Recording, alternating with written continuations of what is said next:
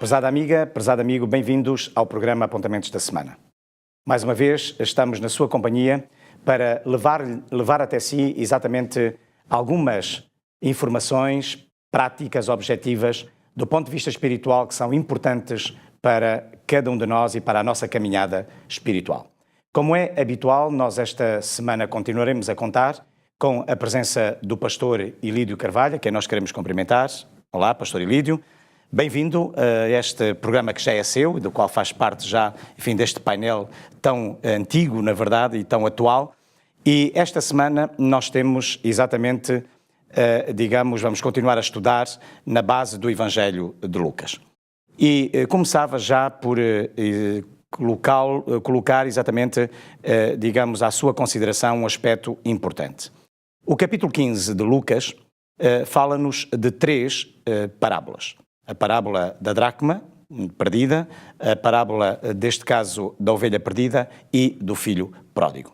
São três parábolas extraordinariamente importantes e nós gostaríamos, lanço-lhe o repto já, no sentido de que pudesse fazer o enquadramento e o desenvolvimento destas três parábolas em Lucas, capítulo 15, para cada um de nós e para todas aquelas pessoas que nos veem e nos ouvem. As parábolas têm que ser vistas, como qualquer texto da Palavra de Deus, por aquilo que nós podemos ler, o texto, e temos que ler também por trás do texto o que é que Jesus disse e o que é que ele queria dizer com aquilo que disse e que os evangelistas escreveram. Quando nós vemos as parábolas do capítulo 15, seja da ovelha perdida, da dracma e, em particular, do filho pródigo, aquelas que nós conhecemos melhor, o filho pródigo, com certeza, que a parábola, podemos contrariar o título, porque os títulos, a parábola e a parábola são inspiradas, mas os títulos não são, não é? Então diríamos que é a parábola não do filho pródigo, ou seja, prolixo, que gasta muito, mas sim a parábola do pai pródigo, que tem muito amor para dar ao seu filho, que representa o Deus Pai. Ora, para enquadrarmos as parábolas, o contexto, para nós podermos, porque muitas vezes nós encontramos na linguajar uns com os outros, não entendemos a última parábola que é do filho pródigo, quando se trata do filho mais velho. Há um diálogo final e nós não sabemos se ele entrou em casa, se não entrou, visto que o irmão mais novo veio depois de esbanjar toda a fortuna, mas o filho mais velho está ali, entra em casa, não entra, não entra, e a parábola acaba ali. E as pessoas perguntam-se muitas vezes, porquê é que a parábola não termina?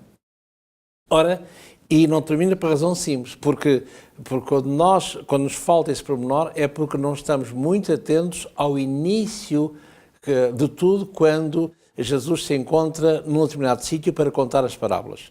E a parábola é no capítulo 15, realmente, mas diz aqui, no capítulo 14, no verso 1, começa a dizer, aconteceu num sábado, que entrando Jesus em casa de um príncipe dos fariseus, e ele é aí que conta as parábolas. Ou seja, está dentro de casa e quem o vê começa realmente a observar Jesus para o apanhar em alguma coisa. E é nesta sequência, neste contexto, que aparecem as parábolas. E é por isso que o irmão mais velho fica fora.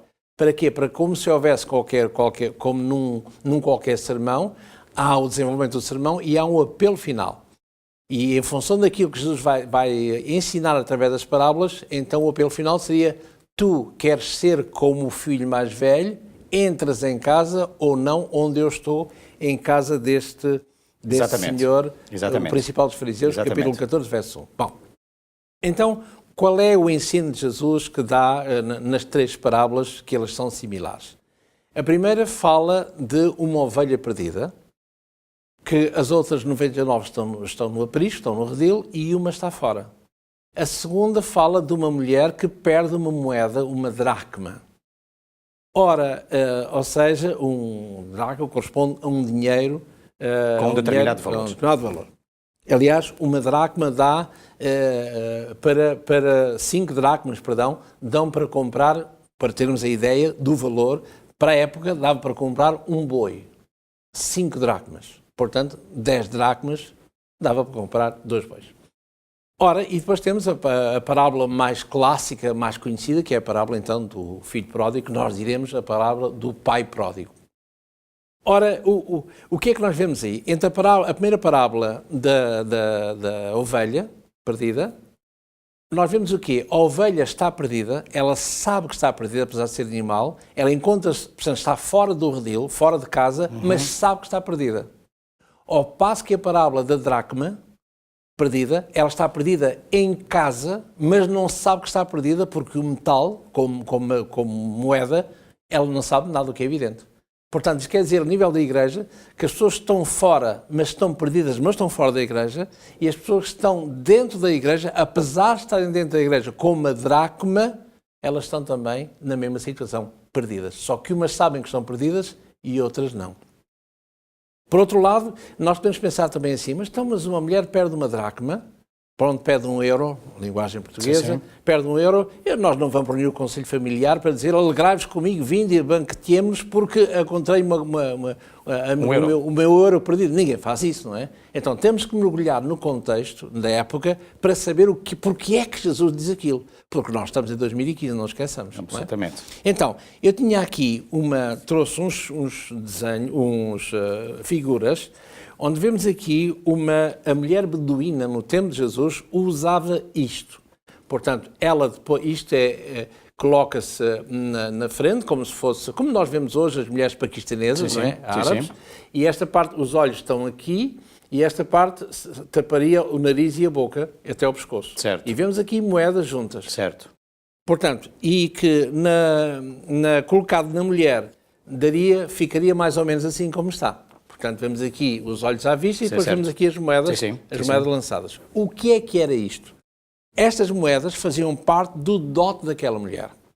Portanto, quando ela casava, a idade nobente na época de Jesus era cerca dos 12 anos, no início da primeira menstruação. Ora, o dote era muito importante porque a mulher, se ela enviuvasse, se ficasse viúva, portanto, ela só tinha 3 hipóteses. Ou voltar de novo para a casa dos pais, ou mendigar, ou prostituir-se. Ora, estas moedas era o dote que o pai lhe dava a ela, não pertencia ao marido, mas sim a ela. E ela guardava aquilo porque era o seu cofre, o seu tesouro.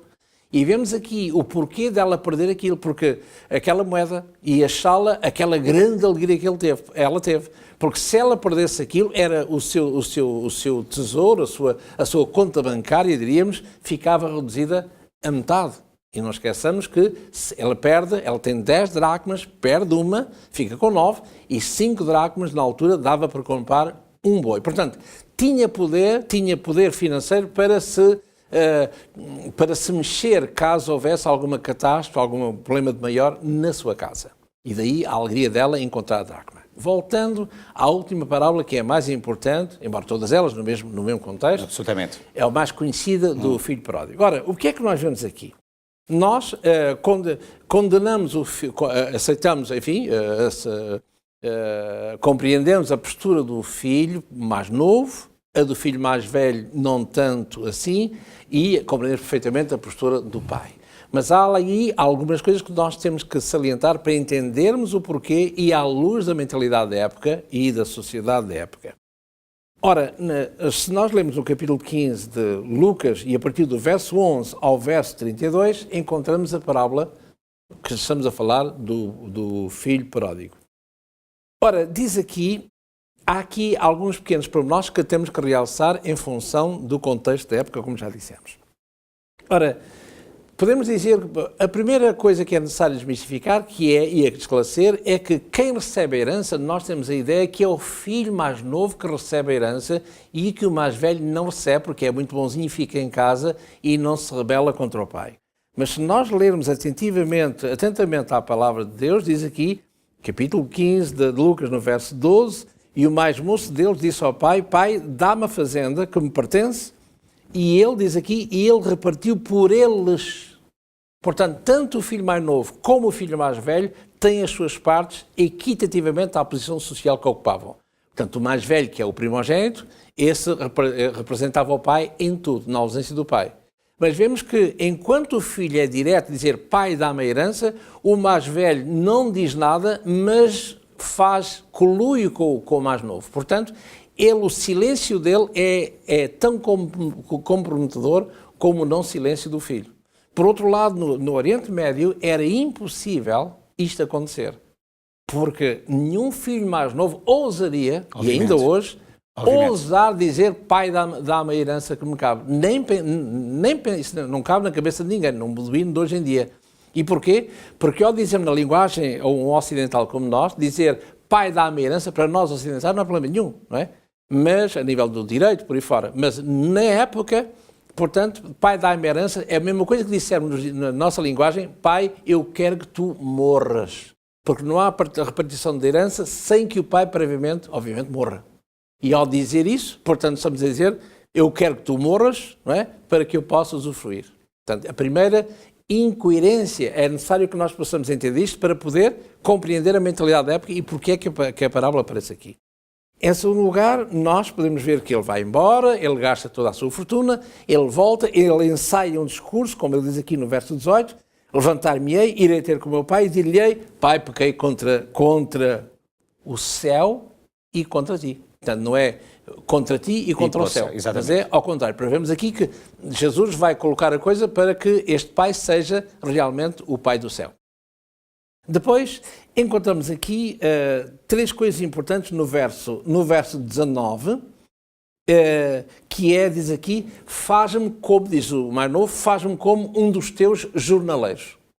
E quer no verso 19 tem a palavra jornaleiros, depois no verso 22 tem a palavra servos, e no verso 26 o pai chama um dos servos para vir até à sua presença para matar o animal e para trazer as coisas, não é? Portanto, vemos três palavras que em português quer dizer servos ou quer dizer jornaleiros. Ora, só que no grego nós encontramos três palavras que querem dizer, traduzidas a mesma coisa, mas que têm significação diferente, que quem traduz não põe aqui para que nós possamos saborear o que é que Jesus quer dizer com aquilo quando usa estas três palavras que é traduzida em português. Enfim, que é a tradução, infelizmente a Bíblia não foi escrita em português, neste caso em grego, mas sim em grego. Ora, tem a palavra doulos, que é servo ou escravo, tem a palavra paideia, que é, ou paideu, que é jornaleiro, portanto, aquela pessoa que trabalha em casa, ao dia, daí jornaleiro, sim. E tem esta palavra, como ele diz aqui, volta a dizer, a frisar no verso 19: não sou digno de ser chamado teu filho, faz-me como um dos teus jornaleiros. E a palavra aqui é outra palavra que é mistios, que vem da palavra mistos, que é salário. Ou seja, ele diz: eu não sou teu filho, eu fiz pinta e amante, é verdade, eu não sou teu filho, considera-me não como alguém que vai trabalhar na tua casa e que tem algum direito, não, mas considera-me como alguém que anda ao jornal, ou seja, começa de manhã, recebe o seu salário à noite e desaparece e ponto final. Portanto, e é importante que já na filologia mostrem exatamente este poder, o uso que Jesus usa na linguagem que emprega, para vermos quem é o quê. Ele desce, não é considerado como alguém que fica em casa, que, apesar de ser escravo. Estamos a lembrar-nos, por exemplo, enriquecemos a coisa, no caso de Abrão e Eliezer. Portanto, o seu escravo, que era um escravo, mas era moço de casa. Portanto, se Abrão morresse, Eliezer era o dono. Aliás, ele mesmo reconhece, não é? Vai ter um descendente, se calhar é o meu servo Eliezer, não é? Portanto, vemos aí alguma coisa que nos ajuda a compreender, embora estejamos 18 séculos antes de Jesus, no tempo de Abrão. Ora, e ele vai escolher, toma-me como um mistios, toma-me não como teu filho, não como alguém que trabalha na tua casa e permanece na tua casa, mas como alguém que trabalha, faz umas horas, faz uns pescados e vai embora e não há vínculo nenhum connosco. É isso que ele diz. E agora aparece aqui o pai e diz aqui no verso 20, portanto, Lucas 15, verso 20, levantou-se, foi para seu pai. E quando estava muito longe, o pai viu, moveu-se de íntima compaixão, correu para ele, lançou-se ao pescoço e o beijou. Ora, vemos aqui, é necessário que agora possamos ler por trás do texto. Vemos que, diz aqui que o pai todos os dias está à procura, vê se ele chega, e eis que naquele dia ele chega, o pai, diz aqui, o pai corre. ao encontro do seu filho. Ora, no Oriente Médio Antigo era impossível que um idoso respeitável com cabelos brancos corresse. Correr era coisa de escravo e de criança, de jovem. Uma pessoa respeitosa pela sua idade, o ancião não corre, caminha.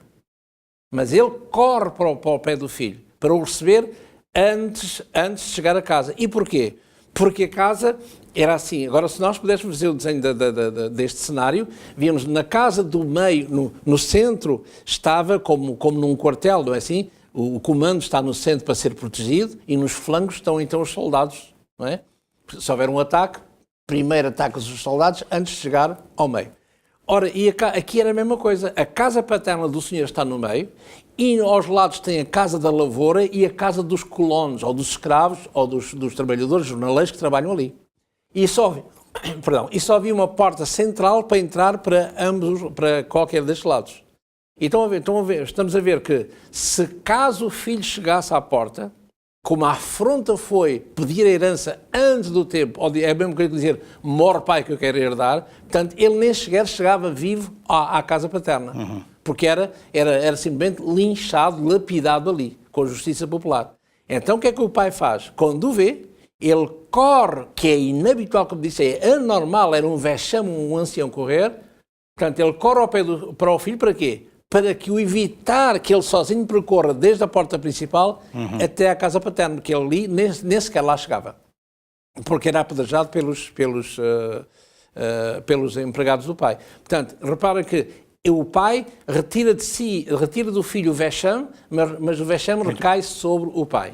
E agora ele entra acompanhado do pai, e aí ninguém lhe diz nada, porque ele vai com o pai para a casa paterna, a casa central.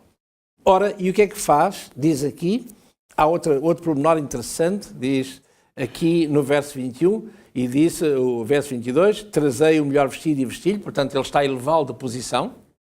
E depois diz aqui, voltando ao verso 20, correndo, lançou-se ao pescoço e o beijou.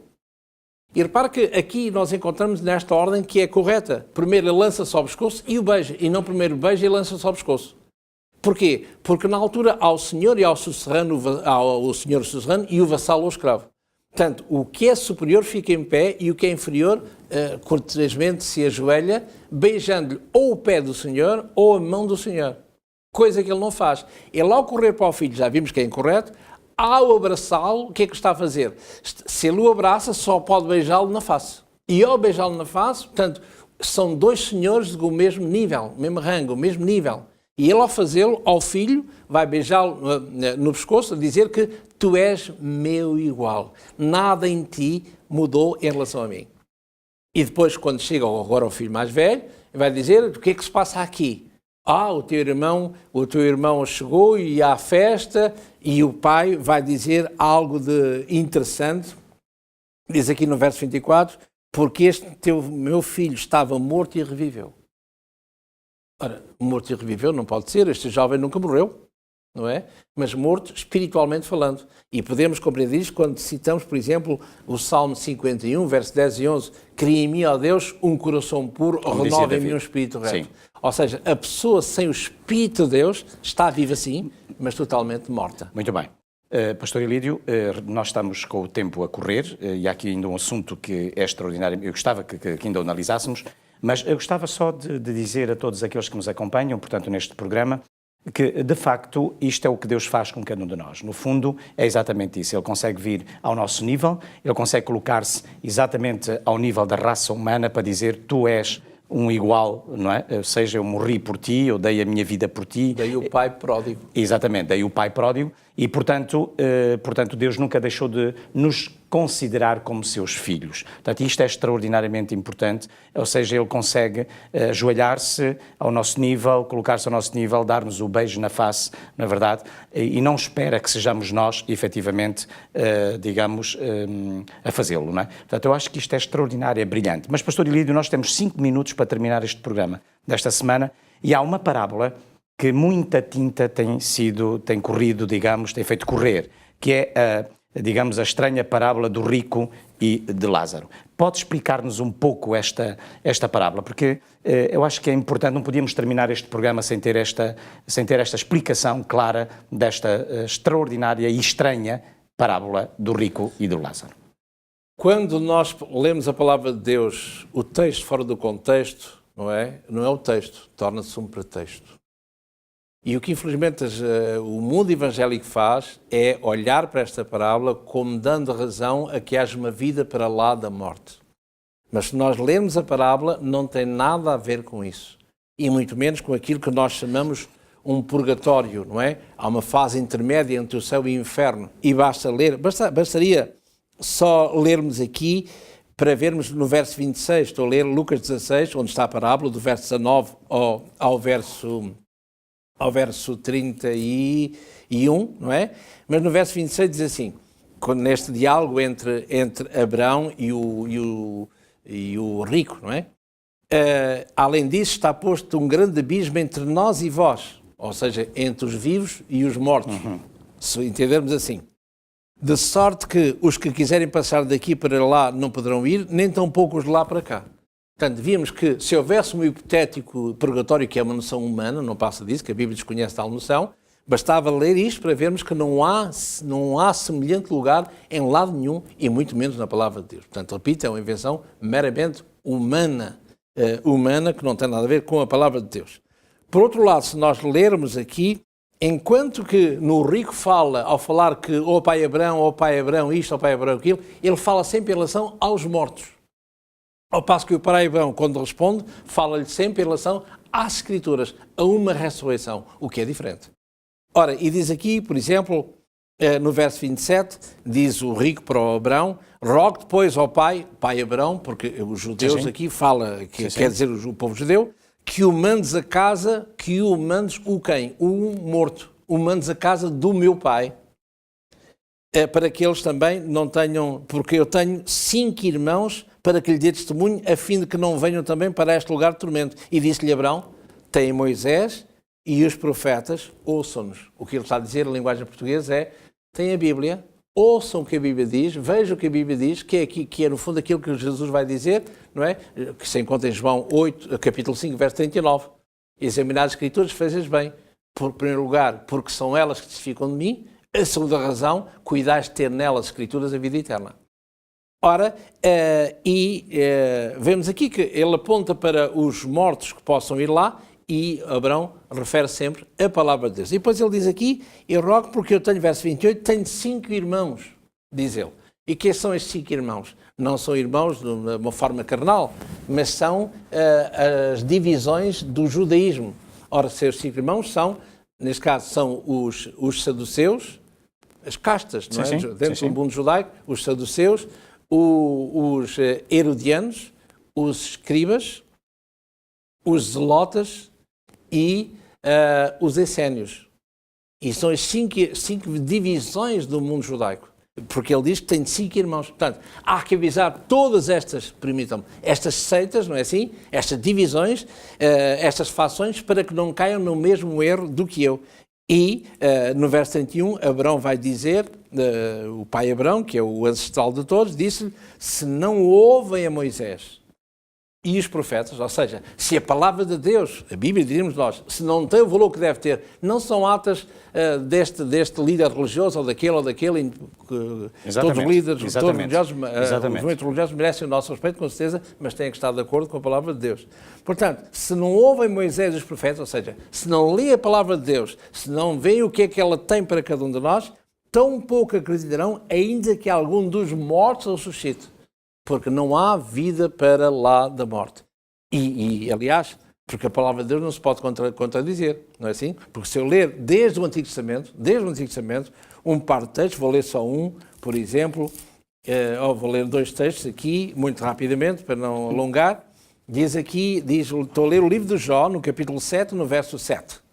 Diz assim, tal como a nuvem se desfaz, verso 9, portanto, Jó 7, 9. Tal como a nuvem se desfaz e passa, aquele que desce à sepultura nunca mais tornará dela a subir, a não ser que haja qualquer coisa. Isto é, nos textos que fala acerca disso, Ora, e aqui no capítulo 14 de Jó, a mesma coisa. Ele diz, nunca mais tornará-se. Mas aqui acrescenta mais um pormenor, como iremos ver. Diz aqui no Jó, no capítulo 14, no verso 12. Assim, o homem se deita e não se levanta. Ele está a falar da morte, no contexto anterior. Sim. Até que não haja mais céus, não acordará, nem se erguerá do seu sono. Ou seja, o morto ressuscitará assim, não sairá de lá até que haja mais céus, não se erguerá. Mas há uma vez que ele se há de erguer. Quando? Nem que haja mais céus eternos, isto é, no momento da gloriosa vinda de Jesus. Muito bem. Pastor Ilídio, muito obrigado. Nós estamos exatamente com o tempo esgotado. É uma pena, meu querido amigo e minha querida amiga, porque é uma delícia, não é verdade, nós podermos, podermos ir à compreensão da palavra de Deus. É extraordinário. Portanto, não temos razões para ficar com dúvidas, não temos razões para não ficarmos esclarecidos e eu penso que esta semana, esta temática foi clara para todos nós. Na próxima semana voltaremos a encontrar-nos. Iremos ver assuntos como a autoridade que Jesus, qual era a base da autoridade de Jesus, iremos ver um pouco da regra de ouro também. Portanto, na próxima semana nós voltaremos a encontrar consigo e, obviamente, também com o pastor Ilídio. Até lá, pois bem, queremos despedir-nos e desejar um resto de uma boa semana e que verdadeiramente Jesus possa morar e habitar no seu coração. Até para a semana, se Deus quiser.